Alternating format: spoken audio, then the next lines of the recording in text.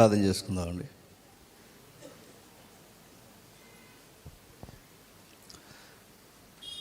పరలోకమందున్న మా తండ్రి, మరికొన్ని సంగతులు మాతో మాట్లాడండి.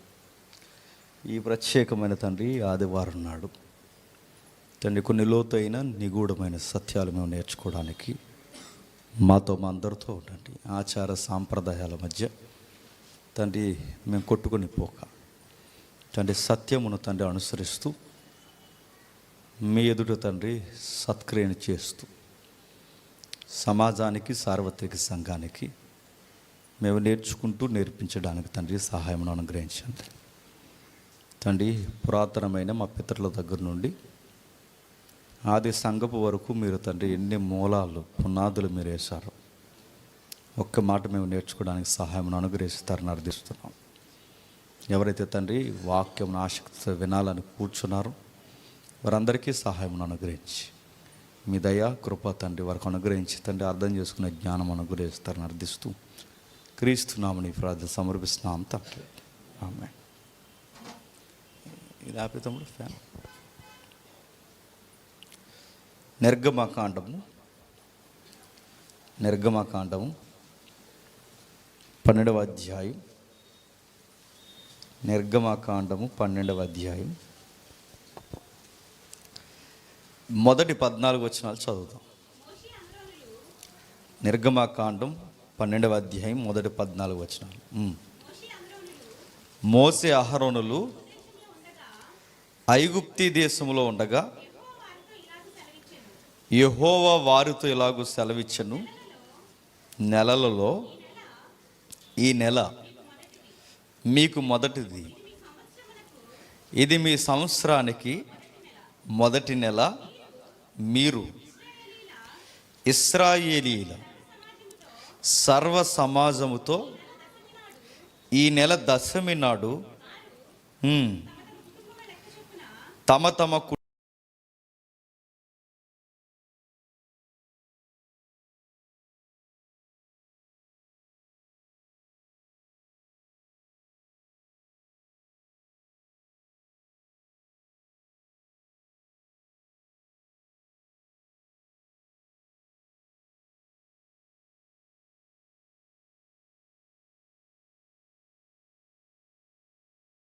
గొర్రె పిల్లను భుజించుటకు ప్రతి వాని భోజనము పరిమితిని బట్టి వారిని లెక్కింపవలను.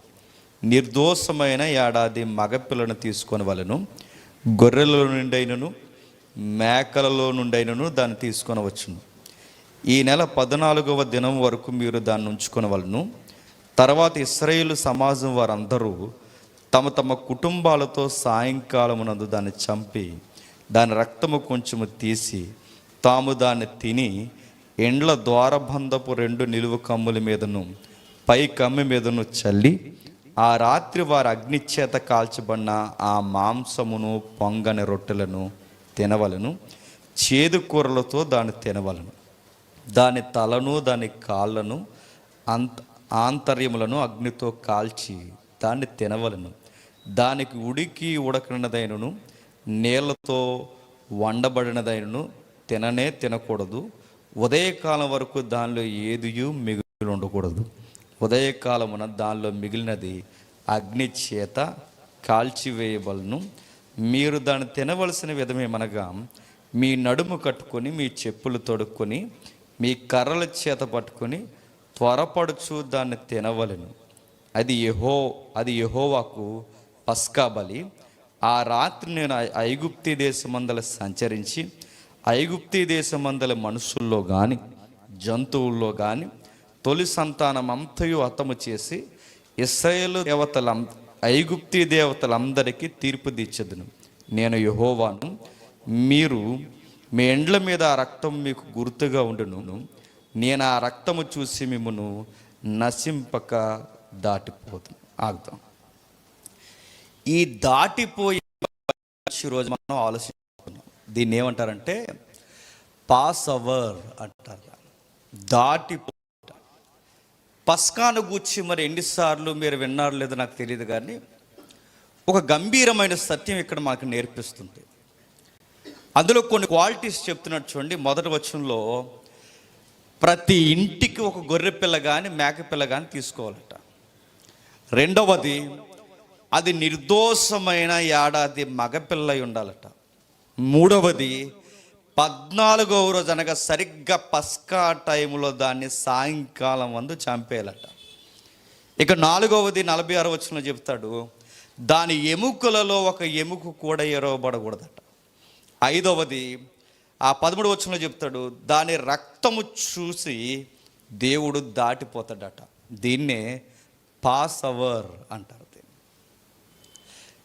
చాలా జాగ్రత్తగా వినండి, ఇది ఒక పురాతనమైన సంగతి. ఇది దేవుడు సాయంకాలమందు ఐగుప్తీ సంతానాన్ని చంపుటకు మరియు ఐగుప్తీ దేవుళ్ళకి తీర్పు తీర్చడానికి తిరుగుతున్నాడు.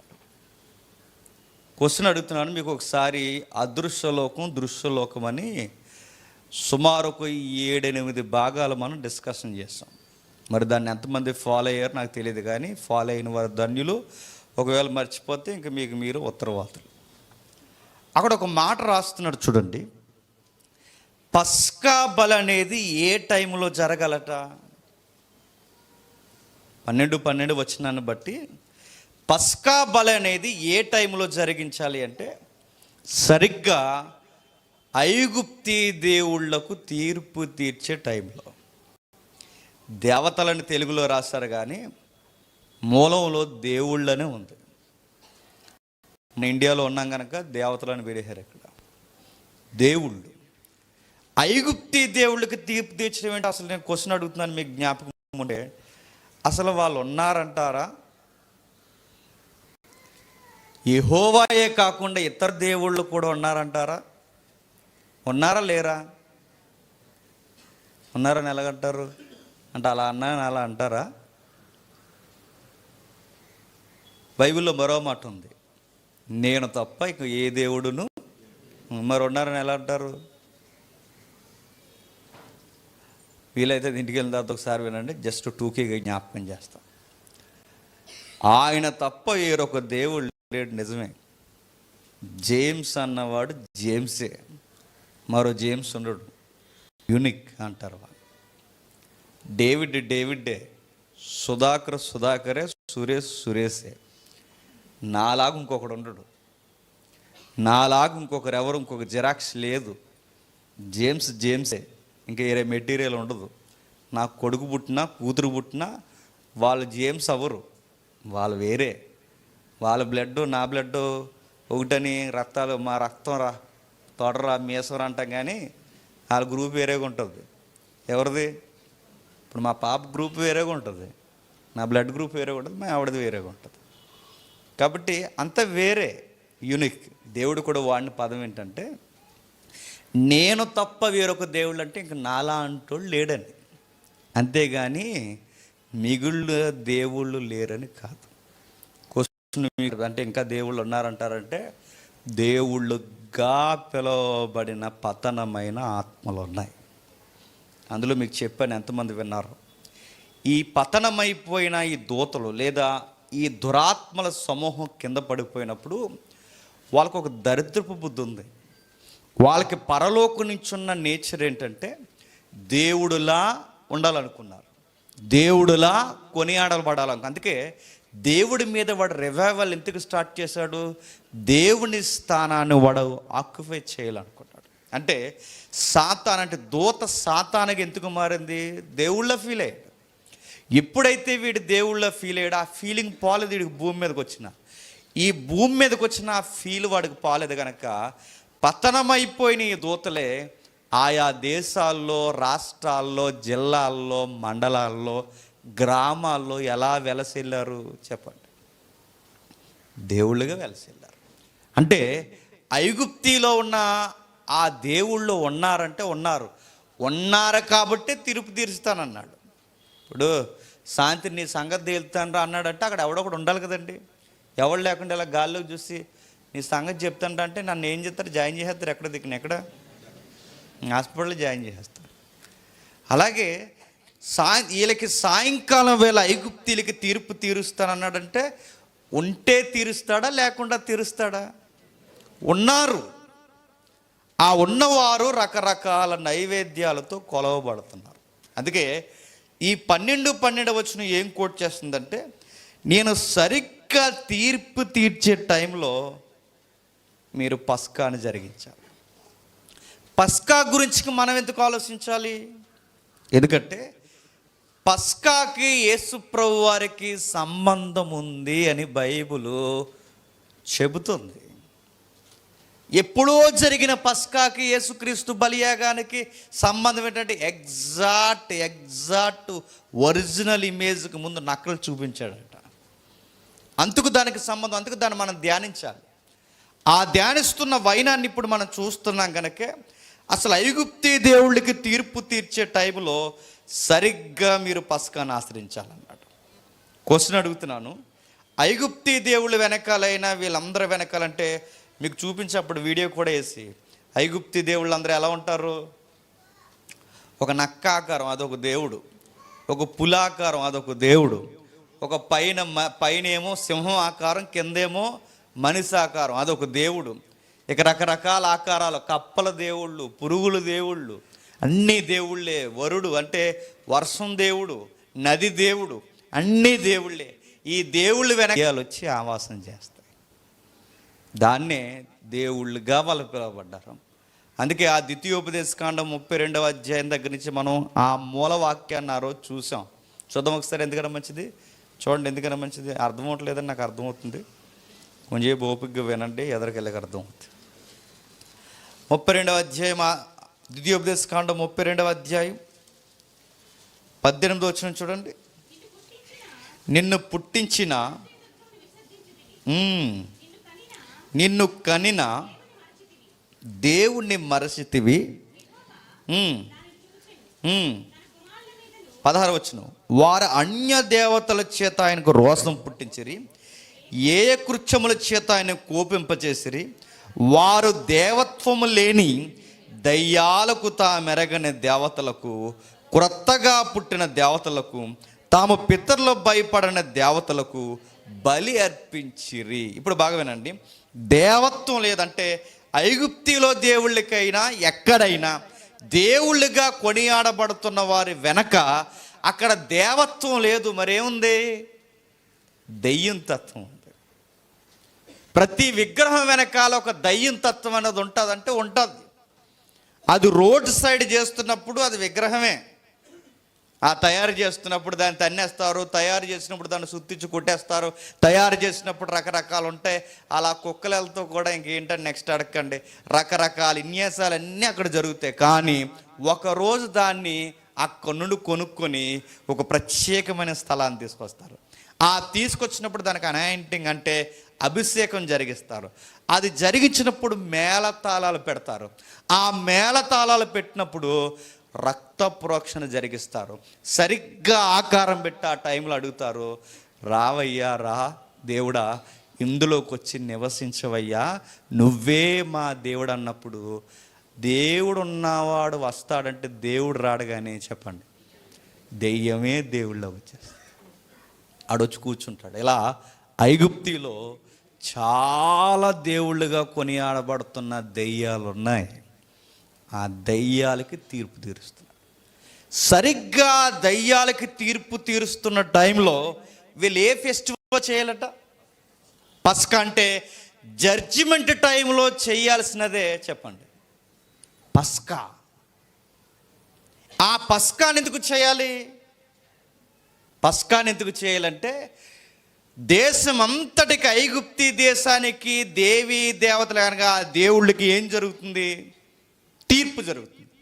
ఇప్పుడు ఈ తీర్పులోకి రాని వారు ఎవరైనా ఉన్నారా? మిమ్మల్ని అడుగుతాను, చెప్పండి. ఇప్పుడు ఐగుప్తి దేశంలో ఎన్ని తెగలు ఉన్నాయి? ఐగుప్తీలు ఉన్నారు, నెక్స్ట్ ఇశ్రాయేలీలు ఉన్నారు. ఇప్పుడు ఈ తీర్పు ఐగుప్తీల మీదకే వస్తుందా, ఇశ్రాయేల్ మీదకి కూడా వస్తుందా? చెప్పాలి. ఇశ్రాయేల్ మీదకి కూడా వస్తుంది. ఎందుకంటే ఈ దేవతల్ని ఎవరైతే పూజించారో ఈ పూజించిన అందరి మీదకి దేవుడు తీర్పు బాగా వినండి, రెండో రకం అర్థమవుద్ది మనకి. ఈ దేవతల్ని, దేవుళ్ళని ఆరాధిస్తున్న వారు ఎవరైతే ఉన్నారో వీళ్ళందరి మీద కంటే దేవుళ్ళ మీదకి, నెక్స్ట్ వారిని అనుసరిస్తున్న వారి మీద కూడా తీర్పు రాబోతుంది. ఇప్పుడు క్వశ్చన్ రేజ్ అవ్వాలి, అంటే ఇశ్రాయేలీలు కూడా ఐగుప్తీ దేవుళ్ళని ఆరాధించారు అంటారా అని మీరు నన్ను అడిగితే బైబిల్ అవుననే అంటుంది. దేవుడు 430 సంవత్సరాలు వీళ్ళని అక్కడ వదిలేస్తే వీళ్ళు ఎరగదీసిన వ్యవహారాలు ఏంటి చెప్పినా, వాళ్ళ దేవుళ్ళని దండాలు పెట్టారు. ఆ దేవీ దేవతలకు వీళ్ళ దండాలు పెట్టడం కాదు, పూజా కార్యక్రమాలు అర్పించడమే కాదు, చాలా ఉగ్రతను తెచ్చి మీదేసుకునే భయంకరమైన పనులు చేశారు. దేవుడు అది మర్చిపోలేదు. అది దేవాలయం పడిపోయిన తర్వాత మళ్ళీ యెహెజ్కేలు, నెహెమ్యా లాంటి వారు పోట్లాడుతున్న టైంలో కూడా ఆ విషయం లేవనెత్తి మాట్లాడు. చూద్దామా ఇలా ఐగుప్తీలు ఏం చేశారో ఒకసారి చూద్దాం. యెహెజ్కేలు గ్రంథం 21వ అధ్యాయం, యెహెజ్కేలు గ్రంథం 21వ అధ్యాయం, క్షమించండి 20వ అధ్యాయం మొదటి 12 వచనాలు చూడండి. యెహెజ్కేలు గ్రంథం 20వ అధ్యాయం మొదటి 12 వచనాలా. 7వ సంవత్సరము 2వ నెల 18వ దినమున ఇశ్రాయేలు పెద్దలలో విచారణ చేయుటకై నా యొద్దకు వచ్చి నా ఎదుట కూర్చొని ఉండగా యెహోవా వాక్కు నాకు ప్రత్యక్షమై ఎలాగూ సెలవిచ్చును. యెహోవా వాక్ అంటే మీకు ఇవన్నీ గుర్తుండాలండి, ఇవి మనకు మౌలికమైన విషయాలు మాట్లాడుకున్నాం. యెహెజ్కేలు దగ్గరకు వచ్చిన యెహోవా వాక్ ఎవరంటే ప్రభు అయిన యేసుక్రీస్తు. ఆయన వచ్చి చెప్తున్నాడు, నరపుత్రుడా, నీవు ఇశ్రాయేలు పెద్దలతో ఇట్లనుము, ప్రభువగు యెహోవా సెలవిచ్చినది ఏమనగా, నా యొద్ద విచారణ చేయుటకు వచ్చుచున్నారే, నా జీవము తోడు నా వలన ఏ ఆలోచనైనను మీకు దొరకదు, ఇదే ప్రభువగు యెహోవాకు. నేను చెప్పను, ఎందుకంటే గతములో మీకు చరిత్రలో నేను చూపించాను, గతంలో మీ పితరులకి చెప్పాను, గతంలో నేను చెప్పింది పలుమార్లు మీకు వ్యక్తీకరించాను, మళ్ళీ మీరు అదే చేసి కూర్చున్నారు. గతంలో ఎప్పుడు చెప్పా ప్రభు అంటే చెప్పాను, మీ పితరుల ఐగుప్తిలో ఉన్నప్పుడు నేను చెప్పాను, పలుమార్లు మీకు వ్యక్తీకరించాను. ఇప్పుడు మళ్ళీ నన్ను కొత్తగా సజెషన్ అడగడానికి రాకండి, ఎందుకంటే ఈ యెహెజ్కేలు గ్రంథం రాస్తున్న టైంకి అప్పటికి చెరలోకి పోయారు. ఎవరు? ఇశ్రాయేలు. ఈ చెరలోకి పోయి చెరలో విడుదల గడియలు అలాంటి టైంలో వీళ్ళు అడుగుతున్నారు ఎవరిని? యెహోవాని. ప్రభువా, మా మిస్టేక్ ఏంటి ప్రభువా, మేము ఏం చేసాం ప్రభువా, మా తప్పుదాలు ఏంటో మాకు తెలియచేయ ప్రభువా, మేము ఎందుకు చెరకపోయాం, మాకు ఆలోచన ఏదైనా తెలియచేయండి ప్రభు అని అడుగుతున్నప్పుడు, నరపుత్రుడా ఇక మళ్ళీ నన్ను సజెషన్ అడగండి అని ప్రభు అయిన యేసుక్రీస్తు వారు చెబుతున్నాడు. అది సందర్భం. ఆ సందర్భంలోంచి ఇప్పుడు మనం వెళుతుంటే ఎప్పుడు విషయాలు వారికి జ్ఞాపకం చేస్తున్నాడో చూడండి. వారికి న్యాయము తీర్చుదువా నరపుత్రుడా, వారికి న్యాయము తీర్చుదువా, వారు పితరులు చేసిన ఏ కృత్యములను వారికి తెలియచేయి. ఎట్లనగా ప్రభు అయిన యెహోవా ఇలాగూ సెలవిచ్చుచున్నాడు, నేను ఇశ్రాయేలుని ఏర్పరచుకున్న వాడును, యాకోబు సంతతికి ప్రమాణం చేసిన నాడును, ఐగుప్తి దేశమందు నన్ను వారికి ప్రత్యక్షపరచుకొని ప్రమాణము చేసి నేను మీ దేవుడైన యెహోవానని నేను ప్రకటించిన కాలమున వారిని ఐగుప్తి దేశములోండి రప్పించి వారి కొరకు నేను విచారించినదియు పాలు తేనెలు ప్రవహించినదియు సకల దేశములకు ఆభరణమైనదైన దేశములోనికి తోడుకొని పోదునని చెప్పిన కాలము నేను ప్రమాణము చేసి తిని, అప్పుడు నేను మీ దేవుడైన యెహోవాను, మీలో ప్రతి వాడును తనకిష్టమైన హేయ కృత్యములను విడిచిపెట్టవలెను, ఐగుప్తి విగ్రహములను పూజించట చేత మిమ్ముని మీరు అపవిత్రపరచుకుండవలనని నేను ఆజ్ఞాపించితిని.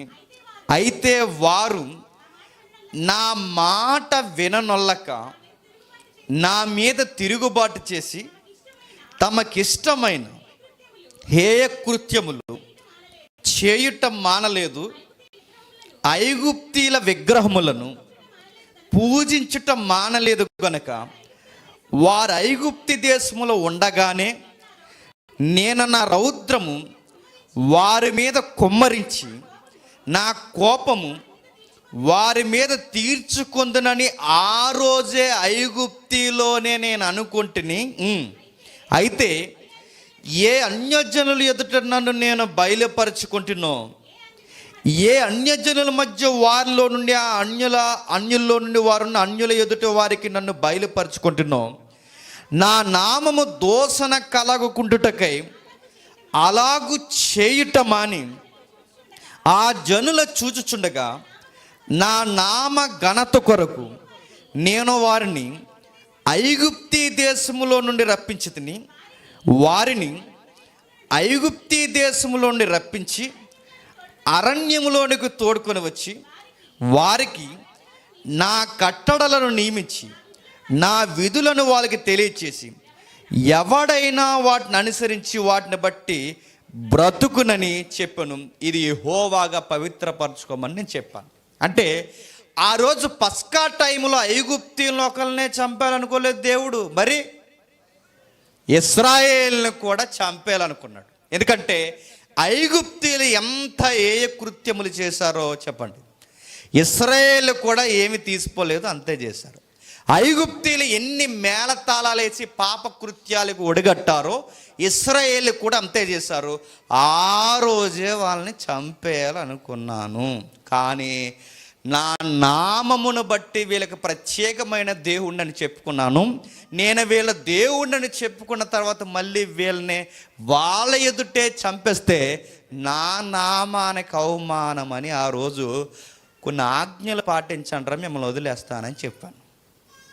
వీళ్ళ పితరులకు ఇచ్చిన మాట నాకు జ్ఞాపకం ఉంది. ఎందుకంటే మాట ఇచ్చిన తర్వాత మాట తప్పువాడిని కాదు గనక వీళ్ళ తండ్రి అబ్రహాముకి, ఇస్సాకుకి, యాకోబుకి మాట ఇచ్చినదని జ్ఞాపకం ఉంది. పైగా వీళ్ళ దేవుణ్ణని నేను చెప్పుకుంటూ వచ్చి మోసే ద్వారా పలికించాను గనక ఇలాంటి టైంలో వీళ్ళు ఏం తీసుకోలేదు. ఐగుప్తీలేసిన పనికి మాలేసాలు వీళ్ళు కూడా వేస్తున్నారు.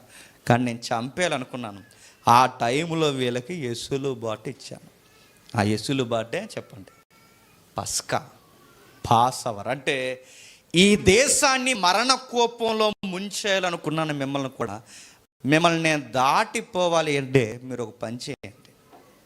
సరిగ్గా మీరు ఏం చేస్తారంటే మొదటి తారీఖు రోజునే మీరు ఒక గొర్రె పిల్లని ప్రతి కుటుంబం కొరకు ఒకటి తెచ్చుకోండి.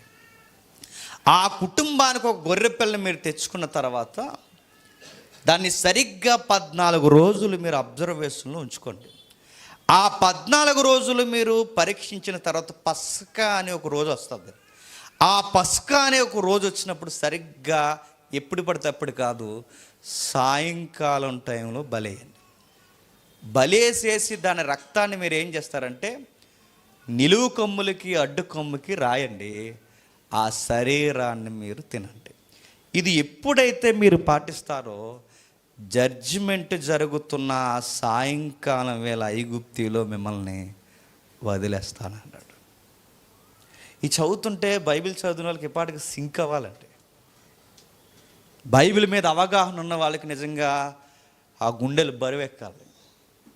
అంటే ఏదో పండగంటే పండగలా చేయమని ఏది దేవుడు చెప్పలేదు, గుర్తుపెట్టుకోండి. దేవుడు ఏదన్నా ఒక పండగ చేయమన్నాడంటే దాని వెనకాల బలమైన కారణం ఏదో ఉంటుంది. అది జగత్తు పునాది వేయబడక ముందు నుంచే ఆయన ఎన్నో ప్రణాళికలు కలిగి ఉంటాడు. దాని పట్ల ఆయన ఎంతో వెలువరించాలని ఉద్దేశం కలిగి ఉంటాడు ఆయన. అంటే ఆ రోజు ఐగుప్తీయులతో పాటు ఇశ్రాయేలును కూడా చంపేయాలనుకున్నాడంటే చంపేయాలనుకున్నాడు దేవుడు ఖచ్చితంగా.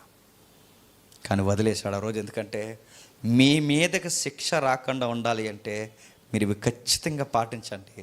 ఆ టైంలో ప్రతి కుటుంబం ఒక గొర్రె పిల్లని తెచ్చుకుంటా అన్నాడు. మీ నిమిత్తం, మీ కుటుంబం నిమిత్తం గొర్రె పిల్లను కానీ మేక పిల్లను కానీ తెచ్చుకోండి. ఎందుకంటే నేను దేవుళ్ళకి జడ్జిమెంట్ చేయబోతున్నాను అన్నాడు. నేను దేవుళ్ళకి జడ్జిమెంట్ చేయడమే కాదు, ఆ దేవుళ్ళని ఆరాధిస్తున్న వారికి కూడా జడ్జిమెంట్ చేయబోతున్నాను. ఐగుప్తిలో జంతువుల్లో తొలి సంతానాన్ని వదలను, ఐగుప్తిలో వారి ఐగుప్తీయులైన తొలి సంతానాన్ని వదలను, వాళ్ళందరికీ మరణ ఘోష ఎలా ఉంటుందో చూపిస్తాను. ఎందుకంటే ఆ దేవుళ్ళని వాళ్ళు నమ్ముతున్నారు కనుక ఆ దేవుళ్ళని వాళ్ళని దులుమడేస్తా అన్నట్టు. మీ తొలి సంతానాన్ని, మీ జంతువుల తొలి సంతానాన్ని కూడా నేను చంపేయాలనుకున్నాను, కానీ పాస్టర్ నేను దాటిపోవాలనుకుంటున్నాను. ఎందుకంటే మాటిచ్చాను, వీళ్ళ మధ్య మీకు అలా జరగకూడదు. అందుకే నేను దాటిపోవాలని మీ దగ్గర నేను కొన్ని షరతులు పెడుతున్నాను. మీకు ఇది అర్థమవుతేనండి, ఎగ్జాక్ట్ సెకండ్ కమింగ్లో కూడా అదే జరుగుతుందంట. నా మాట మీకు అర్థమైందా? రెండవ రాకడలో కూడా సేమ్ సీన్ రిపీట్ అవుతుందట. అది ఎక్కడుందండి? దీన్ని కోట్ చేసిన మీద ఉన్నాడు పౌలు, దాన్ని ఎంత బాగా వ్యక్తీకరిస్తున్నాడు చూడండి. ఒకసారి చూడండి. ఎఫెసీయులకు రాసిన పత్రిక అపోస్తుడైన పౌలు ఎఫెసీయులకు రాసిన పత్రిక 2వ అధ్యాయం 1వ వచనం. ఇవన్నీ పెద్ద పెద్ద వచనాలు, కలుపున వచనాలు, అందుకే మనం ఇవన్నీ పర్టికులర్గా మనం చదవాలి, తప్పదు. ఎఫెసీయులకు రాసిన పత్రిక 2వ అధ్యాయం 9 వచనాలు. మీ అపరాధముల చేతను మీ పాపముల చేతను మీరు చచ్చిన వారై ఉండగా ఆయన మిమ్మల్ని క్రీస్తుతో కూడా బతికించెను. మీరు వాటిని చేయిచు వాయుమండల సంబంధమైన అధిపతిని, అనగా అవిధేయులైన వారిని ఇప్పుడు ప్రేరేపించు శక్తికి అధిపతిని అనుసరించి ఈ ప్రపంచము ధర్మము చొప్పున మునుపు నడుచుకుంటురి. వారితో కలిసి మనమందరము శరీరము యొక్కయు మనస్సు యొక్కయు కోరికలను నెరవేర్చుకొనుచు మన శరీరాశలను అనుసరించి మునుపు ప్రవర్తించి కడమవారి వలనే స్వభావ సిద్ధముగా దైవోగ్రతకు పాత్ర. అక్కడ కొన్ని పదాలు ఉన్నాయి, మీరు చూడండి. ఆ రోజు ఐగుప్తీయులు వేటిని నమ్మారట? దయ్యాలు నమ్మారు. దేవుళ్ళు అంటే ఏంటి? దయ్యాలు. అంటే దయ్యాలే ఆ దేశంలో ఏమయ్యాయి? దేవుళ్ళు అయ్యాయి. ఆ దేవుళ్ళని అనుసరించారు. ఆ దేవుళ్ళని అనుసరించిన వారు ఇశ్రాయేలీలైనా, ఆ దేవుణ్ణి అనుసరించిన ఐగుప్తీయులైనా వాళ్ళని ఏం చేస్తా అన్నాడు? దేవుడు చంపేస్తా అన్నాడు. సేమ్ సెకండ్ కమింగ్లో లేదా ప్రభు మొదటి రాకల్లో, రెండవ రాకల్లో ప్రజలు కూడా ఎలా ఉన్నారట? ఆ వాయుమండల సంబంధమైన అధిపతిని, అనగా అవిధేయులైన వారు ఇప్పుడు ప్రేరేపించు శక్తిని, అధిపతిని అనుసరించుచు ఈ ప్రపంచ ధర్మము చొప్పున సేమ్ నడుచుకుంటున్నామంట. అంటే ఐగుప్తిలో ఉన్నప్పుడు ఇశ్రాయేలీయులు ఎలాగైతే ఐగుప్తిలో కలిసి వాళ్ళ దేవతలను ఆరాధించారో చెప్పండి, ఇప్పుడు కూడా మనం ఏం చేస్తున్నాం చెప్పండి? మనము కూడా ఈ లోకంతో కలిసిపోయి ఈ లోకాన్ని నడిపిస్తున్న ప్రేరేపించు శక్తిని ఏం చేస్తున్నాం చెప్పండి? ఆరాధిస్తున్నాం. అందుకే కిందికి అన్నాడు చూడండి, ఈ లోకపు మనుషులతో మనం కలిసిపోయి శరీరం యొక్కయు మనస్సు యొక్కయు కోరికలను నెరవేర్చుకొనుచు మన శరీరాలను అనుసరించి మునుపు ప్రవర్తించుచు కడమవారి వలె స్వభావ సిద్ధముగా దైవోగ్రతకు పాత్రలమేంటి. ఆయనను దేవుడు కరుణా సంపన్నుడై ఉండి మనం అపరాధముల చేత చచ్చిన వారు ఉండినప్పుడు సైతము మన ఎడల చూపిన తన మహాప్రేమ చేత మనలను క్రీస్తుతో కూడా బ్రతికించను. కృపచేతనే మీరు రక్షింపబడి ఉన్నారు. క్రీస్తునందు ఆయన మనకు చేసిన ఉపకారము ద్వారా అత్యధికమైన తన కృపా మహిమైశ్వర్యం రాబోబు యుగములో కనుపరచు నిమిత్తము క్రీస్తు యేసు మనలను ఆయనతో కూడా లేపి పరలోకమందు ఆయనతో కూడా కూర్చుండబెట్టాను. నా మాట అర్థమవుతుందా? అంటే రెండవ రాకల్లో కూడా యేసుక్రీస్తు వారి టైంలో దేవుడు ఏం చేయబోతున్నాడంటే, ఈ ప్రపంచాన్ని నడిపిస్తున్న దురాత్మలకు, ఈ ప్రపంచాన్ని నడిపిస్తున్న దురాత్ముడైన దుర్మార్గుడైన సాతానగాడికి రెండవ రాకల్లో ఏం చేయబోతున్నాడు చెప్పండి? తీర్పు తీర్చిపోతున్నాడు. అంటే రెండవ రాకల్లో ఏం జరగబోతుంది? ఆ రోజు సాయంకాలం నాడు ఐగుప్తిలో ఏం జరిగిందో చెప్పండి, రెండవ రాకల్లో కూడా అదే జరగబోతుంది. రెండవ రాకల్లో ఏం జరుగుద్ది? ఆ ఐగుప్తిలో ఏం జరుగుద్దో అదే జరుగుద్ది. ఐగుప్తిలో ఏం జరిగింది? దేవుళ్ళకి తీర్పు తీరుస్తున్నప్పుడు దేశం అంతా మరణఘోషతో నిండిపోయింది. రెండవ రాకల్లో సేమ్ తీర్పు జరుగుతున్నప్పుడు దేశాలన్నీ మళ్ళీ ఏమైపోతాయి చెప్పండి? మరణఘోషతో నిండిపోయి పీనుగులు తేలిపోతాయి, గెద్దలు ఆకాశంలో తిరుగుతాయి. భీకరమైన మరణఘోష ఈ ప్రపంచాన్ని కమ్మేస్తుంది. ఆ టైములో తప్పింపబడాలి అంటే బాగా వినండి, ఐగుప్తిలో పస్కా చేస్తే దాటిపోయాడు. నెక్స్ట్ రెండవ రాకల్లో మనం ఆ తీర్పు టైంలో తప్పింపబడాలి అంటే చెప్పండి, మనం చేయాల్సిన పస్కా కూడా ఉందంట. అప్పుడు తప్పింపబడతాం. మట్ల ఆదివారం చేసామంటే ఇంకో ఆదివారం చేసుకుంటాడు. నా మాటలు అర్థమైందా? మట్ల ఆదివారం కాదు, నా మాట మీకు అర్థమవుతుందో లేదు. అది ఎవరు పుట్టించారో ఆచారం వచ్చేసింది, కానీ ఆ బసవ బుధవారం దాన్ని కాల్చడం, మళ్ళీ ఆ బూడిదలు బొట్లు ఎట్టుకోవడం, ఇదంతా ఎక్స్ట్రీమ్ తర్వాత విషయం. అది మనకి ఇప్పుడు వద్దు, ఆ చరిత్ర గదిపెట్టు. ఇప్పుడు దాని నుంచి బయటకు మనం చూడాల్సింది చూడండి. పస్కాను మనం ఆచరించాలంటే క్రొత్త నిబంధన వరకు సెలవిస్తుంది. ఎస్, మనం పస్కాను ఆచరిస్తేనే సెకండ్ బతుకుతామంట. అంటే ఇప్పుడు మనం ఐగుప్తి అనగానే ఇది లోకానికి గుర్తు అంటే బైబిల్ అంటుంది ఆ రోజు ఐగుప్తి లోకానికి గుర్తు. దేవుడు ఎలాంటి చెప్పనా, భవిష్యత్తులో చేయబోయేది ఆల్రెడీ ముందు ఒకసారి చిన్న ఈవెంట్గా చూపించేస్తాడండి. అది బైబిల్లో ఉంది అడుగడుగునా.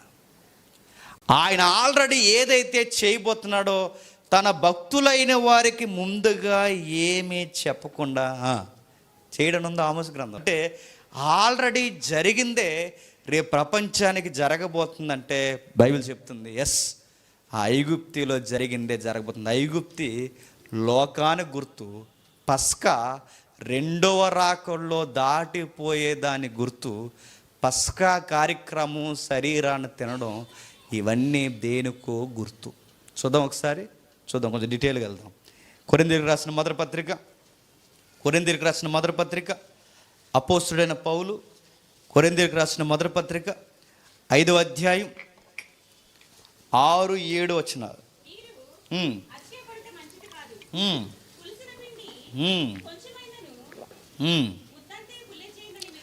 మీరు అతిశయపడుట అంత మంచిది కాదు. పులిసిన పిండి కొంచెమైనను మొత్తంతయు పులిచేనని మీరు ఎరుగరా? మీరు పులిపిండి లేనివారు గనక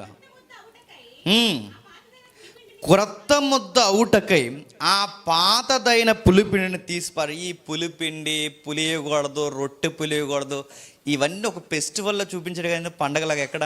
ఐగుప్తిలో నడుతున్నాను. పులిపిండి అంటే పులిసిపోయిన పిండి అని అనకండి. పులిపిండి అంటే ఇక్కడ అర్థం ఇస్తున్నాడు. పులిపిండి అంటే మనలో ఉండే దరిద్రపు గుణాలని సింబాలిక్గా అక్కడ ఏం చూపించాడట? పిండి పులియకూడదు అన్నాడట. అక్కడ ఎంత క్లారిటీగా ఇస్తున్నాడు చూడండి. అంటే ఆ రోజు పాస్ అవర్లో ఆయన దాటిపోవాలి అంటే ఆ రోజు కొన్ని దుర్గుణాలు వాళ్ళు మానేయాలి. ఎవరు? ఇశ్రాయేలు. వాళ్ళు మానేసి ఏం చేయాలి? ఓ గొర్రె పిల్లని తెచ్చుకొని ఏం చేయాలి? దాన్ని బలి వేయాలి. బలేసి ఏం చేయాలి? ఆ రక్తాన్ని వాళ్ళ ద్వారపు కమ్ముల మీద మూసుకోవాలంటే ఆ రక్తం చేత కప్పబడి ఆ రక్తం వెనకాల వాళ్ళు దాక్కోవాలి. తర్వాత ఏం చేయాలి? ఆ జంతువు మాంసాన్ని తినాలి, దాని శరీరాన్ని తినాలి. ఈ టైంలో ఆ తింటున్నప్పుడు ఎలా తినాలి? వాళ్ళు చేసుకున్న రొట్టెలు ఉన్నాయి, అవి పులియకూడదు. ఈ పులియకూడదు అన్న దానికి 2 వివరణలు ఉన్నాయి. ఒకటి క్రీస్తు శరీరానికి గుర్తు, 2 మన శరీరాల్లో కూడా దరిద్రపు గుణాలు ఉండకూడదట. అది కిందికి చెప్తున్నాడు చూడండి. అంటే సెకండ్ కమింగ్లో మనం బతికి బట్ట కట్టాలి అంటే మీరు పులిపిండి లేనివారు గనక క్రొత్త ముద్ద అవుటకై ఆ పాతదైన పులిపిండిని తీసి పారవేయడి. ఇంతేగాక క్రీస్తును పస్కా పశువు వధింపబడని. ఇప్పుడు చెప్పండి, ఆ రోజు గొర్రె పిల్ల ఎగ్జాక్ట్ దేన్ని చూపించడానికంట? యేసుక్రీస్తు. అంటే ఆ రోజు ఐగుప్తిలో బతికేయడానికి ఆ గొర్రె పిల్ల, ఇప్పుడు ప్రపంచంలో రెండవ రాకడ జరిగిపోతున్నప్పుడు, లేదా ఐగుప్తిలో సాయంకాలం వేళ సంచరించి మరణగోస్తు ఆ దేశాన్ని ఎలా అయితే నింపేశాడో, రెండవ రాకడలో కూడా ప్రపంచమంతా మరణగోస్తో నిండిపోబోతుంది.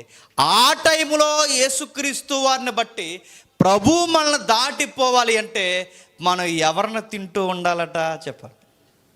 క్రీస్తు అనే పస్కా పశువుని భుజిస్తూ ఉండాలంటే సెకండ్ కమ్యూన్లో ఎవడు బతికి బట్టకడతాడంటే, ఇందాక డేవిడ్ తమ్ముడు మెసేజ్ వింటుంటే నాకు జ్ఞాపకం వచ్చింది. ఎవడు బతికి బట్టకడతాడు చెప్పనా? ఈ 40 రోజులు జ్ఞాపకం చేసుకుని, అయ్యో నీకు 3 మేకలు వేసారా, నేను కొరడాలతో కొట్టేశారా అని సెంటిమెంట్ ఫీల్ అయినోడు బతకడు. గుర్తుపెట్టుకోండి, ఆ రోజు ఎవడు బతుకుతాడంటే దాన్ని ఆచరించినోడు బతుకుతాడు. ఆయనను చూసి సెంటిమెంట్ ఫీల్ అవుతున్నాడు కాదు చెప్పండి, ఆయనను చూసి ఆయన కోరుకున్న ఆజ్ఞలు పాటించినోడు బతుకుతాడు. యెరూషలేము కుమార్తెలారా, అంత సెంటిమెంట్ ఫీల్ అయిపోకండి. మీకు మాట చెప్తున్నాను, నా కోసం ఏడవకండి, నా మీద సెంటిమెంట్ వద్దు. మీకు మాట చెప్తున్నాను, మీకోసం, మీ పిల్లల కోసం. ఎందుకంటే నా వైపు చూసి నిన్ను అలా కొట్టేశారా, నిన్ను ఎలా కొట్టేశారా, నిన్ను అలాగ అవమానించేశారా, నీ మొహం మీద ఉమ్ములేసారు ప్రభు అని నువ్వు ఎంత సెంటిమెంట్ నా వైపు చూసి అయ్యో పాపం అన్నా, నీ జాలిని బట్టి నేను రక్షించను. నేను దేని బట్టి రక్షిస్తాను చెప్పనా? మీకోసం మీరు ఏడ్చి, మీలో ఉన్న పులి అంటే నచ్చని గుణాలన్నీ తీసివేయమని పశ్చాత్తాపడి ఒక రక్తాన్ని పూసుకొని దాన్ని ప్రాక్టీస్ చేస్తేనే మిమ్మల్ని వదిలేస్తాను. సెంటిమెంట్ ఫీల్ అయిన 40 రోజులు ఎంత ఏడ్చేస్తారండి? ఎక్కడ లేని మైక్ ఇచ్చి ప్రార్థన చేయాలంటే మైక్ అంతా తడిసిపోలేక ఏడ్చేస్తారు రక్షించడు. ఈరోజు వచ్చి మళ్ళీ ఏడ్చేస్తారు. సెంటిమెంట్ అడుగుతుంది. ఎంత తమ్ముడు చెప్తున్నాడుగా, ఒక యాక్టర్ని చూసినప్పుడు ఆ యాక్టర్ని చూసి అయ్యో కొట్టేస్తున్నారంటే వీడికి ఏం జ్ఞాపకం అవుతుందో, వాళ్ళు ఈడు ఫీల్ అవుతున్నాడు, వీళ్ళు వాళ్ళ అన్నయ్య కనబడుతున్నాడు, మరి ఎవడు కనబడుతున్నాడు, ఈ ఫీలింగ్తో ఏడ్చేసినంత మాత్రాన్ని గుర్తుపెట్టుకోండి. ఆయన సెంటిమెంట్కి రక్షణ రాదని గుర్తుపెట్టుకోండి. అయ్యో అని జాలి పడితే రక్షణ రాదు. ప్రభుని చూసి జాలి పడితే, చాలామంది ప్రభుని చూసి ప్రభువుకి జాలి చూపిస్తారు. ప్రభు ఆయన మనమే జీవించాడు జాలి, నువ్వు ఆయన మీద చూపించకు జాలి. ఆయన జాలి పడితే రక్షిస్తానని చెప్పలేదు, ఆయన అనుసరిస్తే రక్షిస్తా అన్నాడు. అందుకే చెప్తున్నాడు చూడండి, ఆ కిందికి మాట్లాడుతూ ఏమంటున్నాడు చూడండి, క్రీస్తును పస్కా పశువు వధింపబడిన గనుక పాతది పులిపిండితోనైనను దుర్మార్గతయు దుష్టత్వము పులిపిండితో. ఎంత క్లారిటీ ఇచ్చాడు చూడండి. అంటే పులిపిండి అంటే ఏంటి? దుర్మార్గం చెప్పండి, దుష్టత్వం. ఈ పులిపిండితో కాక నిష్కాపట్యమును సత్యమును పులిపిండు రొట్టెతో పండుగ ఆచరించండి అంటే మట్లెట్టు తిరిగారు. ఏం చేస్తున్నామని చెప్పండి? మనం ఎలా ఆచరించాలట? మట్లట్టుకుని తిరిగారండి. గొడవతా మట్ల వేసుకుంటారు అంతే. అదేం ఆచారం అండి? నేను అడుగుతున్నాను, నేను చేసేదాన్ని ఎద్దేవి చేయట్లేదు, కానీ మనకు అనవసరమైన విషయాలు మనం చేస్తూ అదే బైబిల్ ప్రధాన ఆజ్ఞ అనుకుంటే అసలు పండగను మనం గాలికి వదిలేస్తాం. అనవసరమైన పండగలు చేసుకుంటూ చెప్పండి దేవుని దూరం అయిపోతాం. ఆయన ఎలా ఆచరించమంటున్నాడు చూడండి. అసలు మీరు క్రొత్త నిబంధనలో పాటించాల్సిన ఒక రొట్టె ఆచారం ఉంది. అదేంటో తెలుసా? మీలో దరిద్రపు లక్షణాలను తీసేయండి, దుర్మార్గత తీసేయండి, ఎదుటోని చూసి ఏడిసే గుణాలను తీసేయండి. ఇవన్నీ తీసి మీరు పస్కాను ఆచరించండి. ఇంకేమంటున్నాడు? రోమిలికి రాసిన పత్రిక ఒకసారి చూడండి. రోమిలికి రాసిన పత్రిక 3వ అధ్యాయం, రోమిలికి రాసిన పత్రిక 3వ అధ్యాయం, రోమిలికి రాసిన పత్రిక 3వ అధ్యాయం 25వ వచనం చాలా జాగ్రత్తగా వినాలి. పూర్వము చేయబడిన పాపములను దేవుడు తన ఓరిమి వలన ఉపేక్షించినందున ఆయన నా నీతిని కనపరచవలనని క్రీస్తు యేసు రక్తమునందలి ఆయనను కరుణాధారముగా బయలుపరచు. అక్కడ ఒక మాట అన్నాడు చూడండి. పూర్వం చేసిన పాపాలని ఎలాగున్నాడట? ఓరిమి వలన. మూలంలో ఏం రాశారు చెప్పనా? పాస్ అవర్ అన్నారు. ఓరిమి వలన ఉపేక్షించి అంటే ఈ పదాన్ని క్రొత్త నిబంధనలో దేనికి వాడారు? పస్కా దగ్గర ఏ పదం అయితే వాడారో, పస్కా దగ్గర అంటే దాటిపోవుట, ఆ దాటిపోవుట అనేది ఓర్చుకొని దాటిపోవుట అన్న పదం మళ్ళీ క్రీస్తుని వెంబడిస్తున్నప్పుడు వాడారట. అంటే పస్కా అనేది ఎప్పుడు జరుగుతుందో తెలుసా? యేసుక్రీస్తు వారిని ఎప్పుడైతే మనం దగ్గరకు తెచ్చుకుంటామో, యేసుక్రీస్తు వారి యొక్క శరీరాన్ని ఎప్పుడైతే మనం భుజిస్తామో, ఆ శరీరాన్ని మనం భుజించి మనలో ఉన్న ఈ చెడు గుణాలన్నీ ఎప్పుడైతే మనం బయటికి తీసేస్తామో, అప్పుడు దేవుడు ఏం చేస్తాడట చెప్పండి? దాటిపోతాడట. ప్రతి ఆదివారం రొట్టె ద్రాక్షరసం మీరు ఎందుకు ఇస్తారయ్యా అంటే, దేవుడు ఈరోజు రేపు ఏదో ఒక టైంలో ఈ దేశాలకి ఏం చేయబోతున్నాడు చెప్పండి? తీర్పు తీర్చబోతున్నాడు. ఈ దురాత్మల సమూహంతో, ఆకాశ మండలం అందున్న దురాత్మల సమూహంతో, ప్రధానులతో, అధికారులతో నిండిపోయిన ఈ దురాత్మల సమూహం అంతటికంటే దేవుళ్ళుగా ఎక్కడికక్కడ పాతికిపోయాడు రకరకాల యాంగిల్లో. వీళ్ళందరికీ ఒకరోజు తీర్పు తీర్చిపోతున్నాడు తన ఆగమన ప్రకాశము చేత. అలాంటి తీర్పు జరుగుతున్న టైంలో మనం ఏం చేస్తూ ఉండాలట? ఆ గొర్రె పిల్లను ప్రతి ఒక్కడు తెచ్చుకొని చెప్పండి, ఆ రక్తాన్ని పూసుకొని, ఆ రక్తం వెనకాల మనం కప్పబడి ఆ శరీరాన్ని తింటూ ఎవడైతే ఆ సహవాసంలో ఉంటాడో చెప్పండి, ఆ జడ్జిమెంట్ టైంలో దేవుడు అన్నాడు, మిమ్మల్ని దాటిపోతాను బతికేస్తారని చెప్పాడు. ఐగుప్తులో జరిగిన సీనే ఎగ్జాక్ట్ రిపీట్ అవబోతుందా ప్రపంచం మీద అంటే బైబిల్ చెప్తుంది ఎస్, అదే రేపు జరగబోతుంది. రేపు ప్రపంచంలో జరగబోయేది అదే. ఆ రోజు ఎవరైతే ఈ నిజమైన పస్కంటే ఇప్పుడు గొర్రెపిల్ల కాదు, ఆ గొర్రెపిల్ల ప్రభు అయిన యేసుక్రీస్తు వారు నమ్ముకోకపోతే దేవుడు తీసుకెళ్ళి నరకంలో వేస్తాడంటే ఎస్, బైబిల్ చెప్తుంది తీసుకెళ్ళి నరకంలో వేస్తాడు. ఎందుకు చెప్పినా, నువ్వు యేసుక్రీస్తుని నమ్మలేదు కానీ ఇశ్రాయేలీలు ఐగుప్తీలు చేసిన ఘనకార్యాలు నువ్వు చేస్తున్నావు కనుక అది చాలు నేను తొక్కి నారదీయడానికి. నువ్వు యేసుక్రీస్తు వారిని నమ్మకపోతే మరి నువ్వు ఏ జాబితాలో ఉంటావు? తమ స్వకీయమైన దురాశలు అన్నాడుగా. స్వకీయం అంటే నా ఇష్టం, నాకు నచ్చినట్టు బతుకుతానన్న అదే పెద్ద పాపం. నెక్స్ట్, ఆ ఐగుప్తీయులు అనుసరించిన దేవతల్ని మూఢత్వాన్ని నమ్మారు, అది పాపం. ఈరోజు మీరు చూడండి, ఒకటి వాడైనా బాగా పూజించుకుంటాడు, రెండు వాడు ఏదో ఒక దాన్ని పూజిస్తాడు. ఈ రెండు కారణాలు చాలవు వీళ్ళు నరకానికి పోవడానికి. అలాంటి తీర్పు జరుగుతుందంటే ఈ ప్రపంచాన్ని నడిపిస్తున్న దుర్మార్గుడు ఉన్నాడు, వాడు ఏదోలా నేను ఏ దేవుడిని నమ్మనండి, నేను నాస్తికునండి అంటే నిన్ను అలా తయారు చేశాడు, నిన్ను అలా ప్రేరేపించాడు. అది కూడా దురాత్మ ఆరాధన. గుర్తుపెట్టుకో, నువ్వు ఏదో ఒక ట్రాన్స్లో ఉన్నావు, ఏదో ఒక వర్షిప్లో ఉన్నావు. అది నిన్నైనా ఆరాధించుకోవచ్చు, ఒక బొమ్మనైనా నువ్వు ఆరాధించుకోవచ్చు, లేదా నీకు ఇష్టమైనది ఏదో ఒకటి ఆరాధి. ఈ ప్రపంచం ఒక్కొక్కడిని ఒక్కోలా దుర్మార్గుడు ప్రేరేపించేసి కూర్చున్నాడు. వీడికి జడ్జిమెంట్ చేయడానికి దేవుడు రాబోతున్నాడు. ఎలా వస్తాడంటే ఆ సాయంకాలం ఎలా అయితే వచ్చాడో అలాగే వస్తాడు. మరణ గోసతో ఈ ప్రపంచం మీద దేవుడు ఒకరోజు తిరగబోతున్నాడు. గుర్తుపెట్టుకోండి, ఆ రోజు పంచభూతాల మిక్కటమైన యాండ్రముతో పెలమని ఆ రోజు మిక్కటమైన యాండ్రముతో లయమైపోతాయి. ప్రపంచంలో ఉన్న జీవరాశంతా మరణ గోస గురైపోద్ది. ఆ రోజు ఐగుప్తిలో తొలి సంతానమే చనిపోయింది.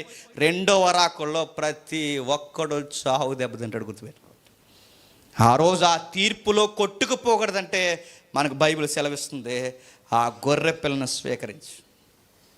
మనం ఏదో జాలి పడిపోయేమో, పుణ్యకార్యాలు చేసేసామనో, లేదా మన పితరులు ప్రార్థన చేసేయడం వల్ల మనం బతకాలి అంటే తొందరపడుతూ, గుండెలు బాదుకుంటూ, అంటే పశ్చాత్తాపడుతూ, నడుములు కట్టుకొని రొట్టెని దగ్గర తెచ్చుకొని ప్రతి ఆదివారం ఆ రొట్టెలో జాగ్రత్తగా చేతులు ముంచి ప్రభుని జ్ఞాపకం చేసుకుని, ప్రభువా ఈ రక్తము వలన మమ్మల్ని కప్పుతున్నాం, ఈ రక్తము చాటున మేము దాక్కుంటాం, మమ్మల్ని దాటిపో అని ఆచరించడానికే ప్రతి ఆదివారం మనం పస్కాన్ని చేస్తున్నాం. గుర్తుపెట్టుకోండి, రొట్టె ద్రాక్షారసం ఎవరికి పడతాడికి ఎందుకు ఎవరంటే ఆ అర్థం లేకుండా ఆయన దగ్గరకు వచ్చినోడు ఎవరికి అది ఎవరు. గుర్తుపెట్టుకోండి, ఆ మీనింగ్ తెలియాలి, ఆ పర్పస్ తెలియాలి. ఆ పస్కా అనేది ఎందుకంత సీరియస్గా చేయమంటాడంటే ఎవడైనా పస్కాని తేడా చేస్తే చంపేసేవాడు దేవుడు. ఎందుకంత సీరియస్గా దేవుడు తీసుకున్నాడంటే ఆ పండగ అది ఊరకే జరుగుతున్న పండగ కాదు, రాబోతున్న ప్రభు యజ్ఞయాగానికి గుర్తది. దాన్ని సీరియస్గా చేయకపోతే చంపుతాడు. గుర్తుపెట్టుకో, ఈరోజు ఇది దేనికంటే రాబోతున్న రెండవ రాకడలో పాస్ అవ్వరంటే దేవుడు మనల్ని దాటిపోవడానికి ఇది ఆచరిస్తున్నాం. ఇది కనుక సీరియస్గా చేయలేదనుకోండి, చంపేస్తాడు. గుర్తుపెట్టుకోండి. నేను వారం వస్తాను, రొట్టె చెప్పకుందా ఒప్పకుందా అని టేస్ట్ చూసి వెళ్తానంటే, చూడు ఒకరోజు పూజ ఉంది అందరికీ. ఐగుప్తులో జరిగిన పూజ జరగబోతుంది, అందరికీ పొగ్గ అమ్మేద్ది ఆ రోజు. గుర్తుపెట్టుకోండి. రాక్షసం తాగుతాను, టేస్ట్ ఉందా లేదు చూస్తానంటే ఆ రోజు రక్తం కారిపోద్దు. గుర్తుపెట్టుకోండి. సెకండ్ కమింగ్ ఏం జరగబోతుందంటే, ఇలా నిర్గమకాండం చదువు ఎంత భయం వేస్తుందో. సాయంకాలం బిక్కుమని ఉంది ఐగుప్తు దేశం, బిక్కుమని.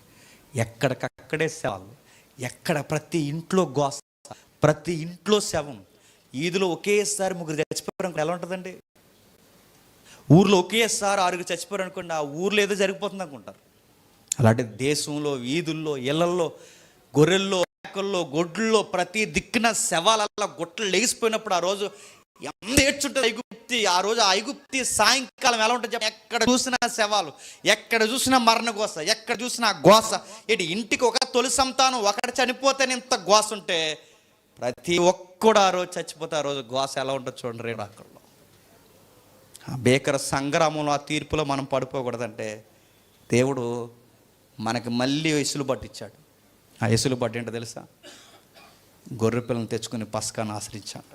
అందుకే చూడండి, ప్రభు అయిన యేసుక్రీస్తు వారిని గూర్చి ఆ రోజు నిర్గమకాండం 12వ అధ్యాయంలో ఎగ్జాక్ట్ ఆయన చూపించాడండి గొర్రె పిల్లలు. ఆయన్ని నేను జ్ఞాపకం చేస్తాను, మీరు వీలైతే అవి నోట్ చేయండి.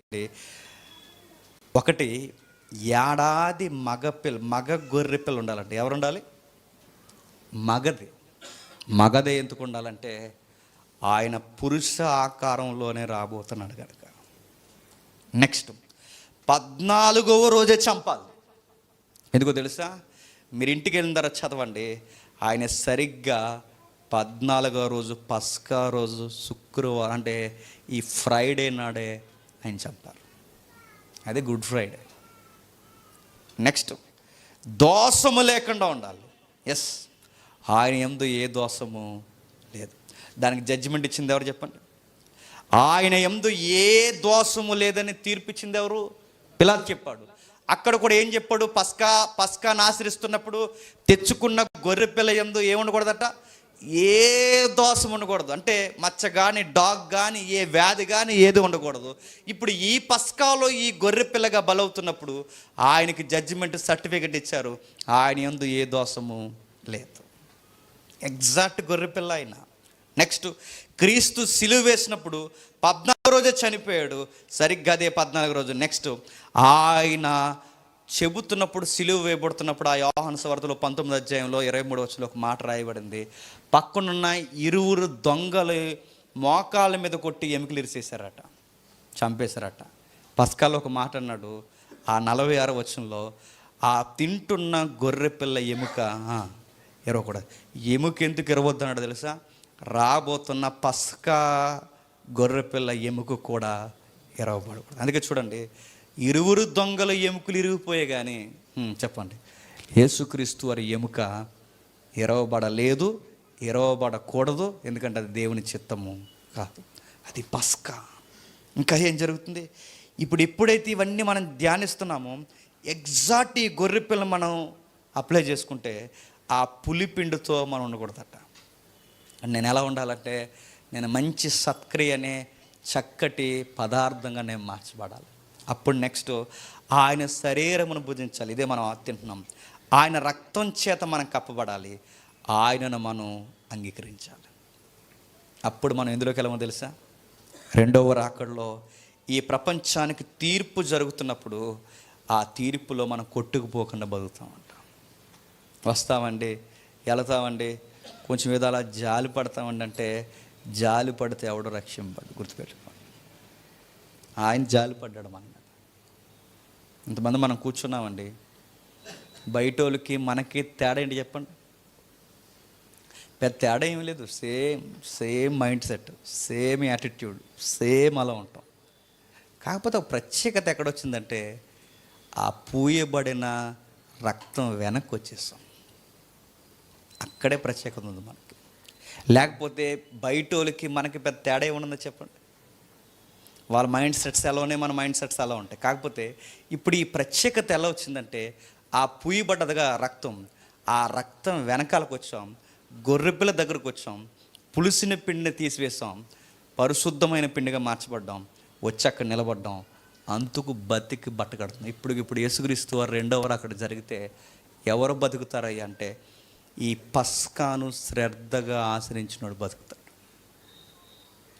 ఈ రొట్టె ద్రాక్షరసం మేము అంత శ్రద్ధగా చేయట్లేదంటే అప్పుడప్పుడు దేవుడు సిమ్టమ్స్ ఇస్తాడు. ముగించేస్తాను నేను. ఆ గుర్తులేంటి చెప్పనా? నీరసంగా ఉండడం, అక్కడ రాయబడింది, బలహీనతలు, రోగాలు, ఇబ్బందికరమైన పరిస్థితులు, అదో రకంగా మన దేహము తయారైపోద్దట. చూస్తారా? వచ్చినాను ఒకసారి చూడండి. ఒకసారి కొరింథీయులకు రాసిన మొదటి పత్రిక 11వ అధ్యాయం, కొరింథీయులకు రాసిన మొదటి పత్రిక 11వ అధ్యాయం 27వ వచనం. కాబట్టి ఎవడు అయోగ్యముగా ప్రభు యొక్క రొట్టెను తినలో లేక ఆయన పాత్రలోను త్రాగును, వాడు ప్రభు యొక్క శరీరమును గూర్చి రక్తమును గూర్చి అపరాధి అగును. ప్రతి మనుష్యుడు తనను తాను పరీక్షించుకొనవలెను.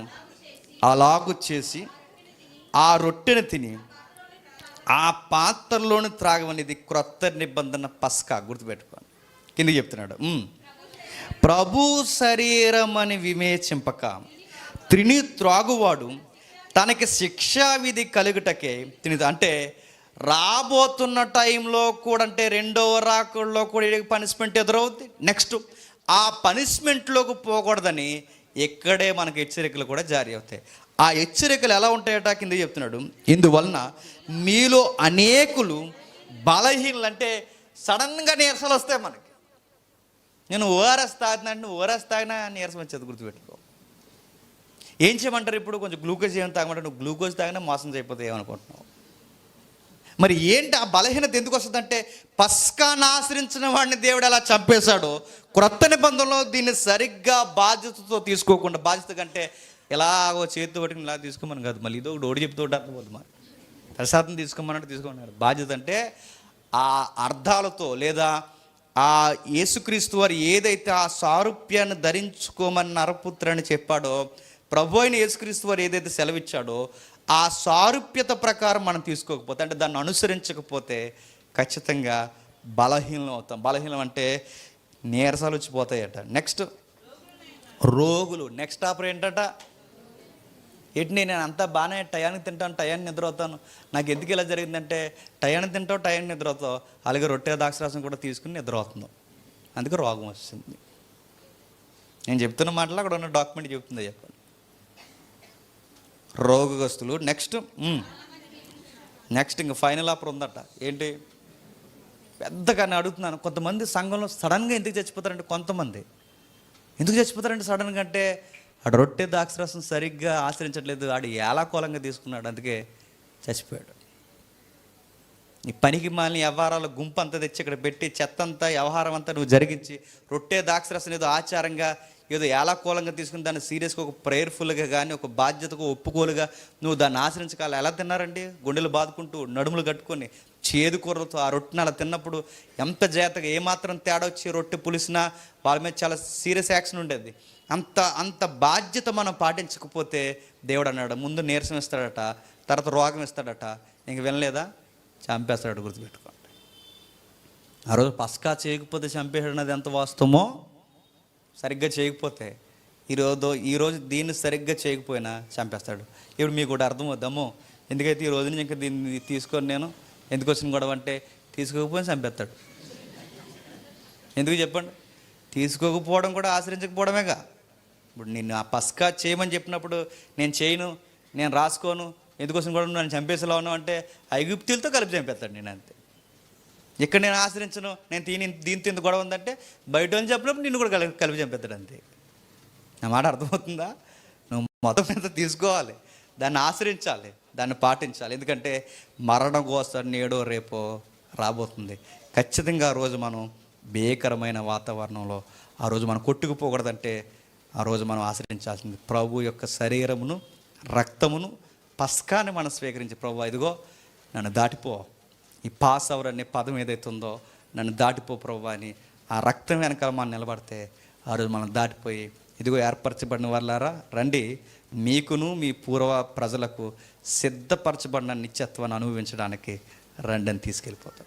ప్రభు నన్ను ఎందుకు రక్షించే ప్రభు అంటే మనం ఏదో పెద్ద తోపులను తురుములను రక్షించడం.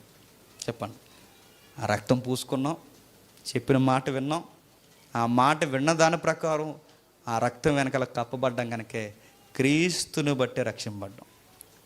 నేను జాలిపడ్డాం ప్రభా, 40 రోజు సెంటిమెంట్తో ఏడ్చాం ప్రభా, అలాగే ఒక రోజు మేము మంటలు తెచ్చాం ప్రభా, అలాగే మేము ఏస్తున్నాడు కక్క ముక్క గట్టిగా తిన్నాం ప్రభా అంటే వదిలేద్దాడు అనుకుంటున్నారా? ఆచారాలు ఆచరిస్తే ఏం వదిలేడు, గుర్తుపెట్టుకోండి. ఆయన ఆజ్ఞలు ఆచరిస్తే వదిలేస్తాడు.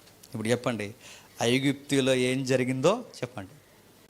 ఎగ్జాక్ట్ సెకండ్ కమింగ్లో అది జరగబోతుంది. ఆ జరిగినప్పుడు ఎవడు బట్టకడతాడంటే ఎవడైతే ఆ పస్కాన్ని ఆచరిస్తాడో వాడు బతికి బట్టకడతాడు. మీరు ఈ ప్లామ్స్ అంటే ఈ ఈస్టర్ ఇది మట్లాదివారం మీరు చేయకపోయినా పర్లేదు, నెక్స్ట్ ఈస్టర్ మీరు చేయకపోయినా పర్వాలేదు, కానీ మీరు ఖచ్చితంగా చేసింది ఏంటి చెప్పిన, ఈ రొట్టె ద్రాక్షరసం మాత్రం ఖచ్చితంగా మీరు పాటించండి. దేవుడు మిమ్మల్ని బతికించి దాటిపోవును గాక. ఆమేన్. ప్రార్థన చేసుకుందాం. ప్రేమగల తండ్రి, కృపగల దేవ, ఈ పురాతనమైన సంగతుల తండ్రి, జరగబోయేది ఏదో కొత్తగా జరిగేది కాదు తండ్రి, ఆల్రెడీ మాకు చూపిస్తున్నారు. ఈ పురాతనమైన సంగతుల మూలాల్లోకి మేము వెళితే మాకు అర్థమవుతుంది తండ్రి, అంటే ఎంత సత్యాలు మీరు దాసించారు తండ్రి. మీ కుమారుని తండ్రి ఆ గొర్రె పిల్లలో ఆ రోజే మీరు చూపించారు. ఏడాది మగపిల్ల నిర్దోషమైనది, 14వ రోజు రక్తము తండ్రి, దాని వెనక మేము కప్పబడ్డాం తండ్రి, పులియకుండా మేము చూసుకోండి. ఇవన్నీ తండ్రి ప్రభువుని స్పష్టముగా చూపిస్తున్నాయి తండ్రి. ఇదే రేపు పొద్దున జరగబోతుంది. మరలా మరణ ఘోషతో ఈ ప్రపంచం మీద మీరు సంచరించబోతున్నారు తండ్రి. ఆ రోజు ఎవ్వరూ ప్రత్యేకమైన వారు కాదు దేవా. ఇశ్రాయేలు పాపం చేశారన్నది ఎంత వాస్తవమో, ఈరోజు అంటే మేమందరం కూడా లోకంతో కలిసి పూర్వపు స్వభావాలతో పాపంలో గడుపుతున్నాం ఈ రోజు వరకు అన్నది కూడా అంతే వాస్తవం తండ్రి. ఆ రోజు వారిని క్షమించడానికి కారణం తండ్రి, మీరు మాటిచ్చారు తండ్రి, మీరే జాలి చూపించారు తండ్రి. అది ఆచరించిన వారిని తప్పిస్తానని తండ్రి మీరు సెలవిచ్చారు. సహవాసంలో కట్టుబడి తండ్రి ఎవరైతే నడుస్తారో వారిని తండ్రి వదిలేస్తారని మీరు సెలవిచ్చారు తండ్రి. తండ్రి ఎసులుబాటుని కలగజేసి ఆ రోజు పస్కా అనే తండ్రి ఒక పండుగను పెట్టి అడ్డుగా పెట్టి తండ్రి వారిని దాటిపోయారు. ఈరోజు మేము కూడా తండ్రి, మేము అది ఆచరిస్తే ఖచ్చితంగా తండ్రి గొర్రెపిల్ల పస్కా తండ్రి ప్రభు అయిన క్రీస్తుని మేము స్వీకరించి ఆయన రక్తాన్ని త్రాగి ఆయన శరీరాన్ని మేము తిని ఆయనతో మేము అంటుకట్టబడి తండ్రి, మాలో ఉన్న తండ్రి ప్రతి పులిసిన పిండిని మేము తీసివేసి మేము ఎప్పుడైతే మీ ఎదురు తండ్రి పరిశుద్ధంగా నిర్దోషంగా మేము నిలబడతాము, ఆ రోజు మమ్మల్ని దాటిపోతారు దేవా తండ్రి. జరిగిందే మళ్ళీ జరగబోతుంది దేవా తండ్రి. తొలి సంతానం చచ్చిపోతేనే దేశమంతా గోస పెడితే ప్రపంచమంతా శవాల గుట్టగా ఒక రోజు తండ్రి రాబోతుంది. ఈ వాస్తవాలు తండ్రి ఎవరినో భయపెట్టడానికి చెబుతున్న మాటలు కాదు తండ్రి, ఆల్రెడీ జరిగింది చూపిస్తూనే జరగబోయే దాన్ని తండ్రి మాకు చూపిస్తున్నారు తండ్రి. ఇవి నిజాలని చెప్పడానికి సువార్త, సిలువ తండ్రి, బలి, తిరిగి లేవడం, ఇవన్నీ నిజాలని నిలువెత్తు సాక్ష్యాలని చెప్పడానికి చూచాయిగా చరిత్రలో మీరు చూపిస్తూనే వచ్చారు తండ్రి. ఎవరినో భయపెట్టడానికో భయం చేత మార్చడానికి ఈ మాటలు చెప్పట్లేదు. ఇది హెచ్చరిక, ప్రకటన తండ్రి. ఇలా ఉన్నవారు బతుకుతారని తండ్రి ఆ రోజు సంధివేళ మీరు చెప్పారు. ఎవరైతే రక్తాన్ని పూడ్చుకొని తండ్రి ఆ రక్తం వెనక్కిపోతారో, గొర్రెపిల్లను తెచ్చుకుని ఇంట్లో పెట్టుకుంటారో, ఎవరైతే 14 రోజులు దాన్ని కనిపెట్టి నిర్దోషంగా చూసుకుంటారో వారు బతుకుతారని మీరు చెప్పారు తండ్రి. ఈరోజు మేము అదే చేయాలి తండ్రి. మా కుటుంబాల మీద, మా పిల్లల మీద, మా మీద తండ్రి ఆ రక్తాన్ని మేము పూసుకుంటే కానీ మేము బతకలేదు దేవా.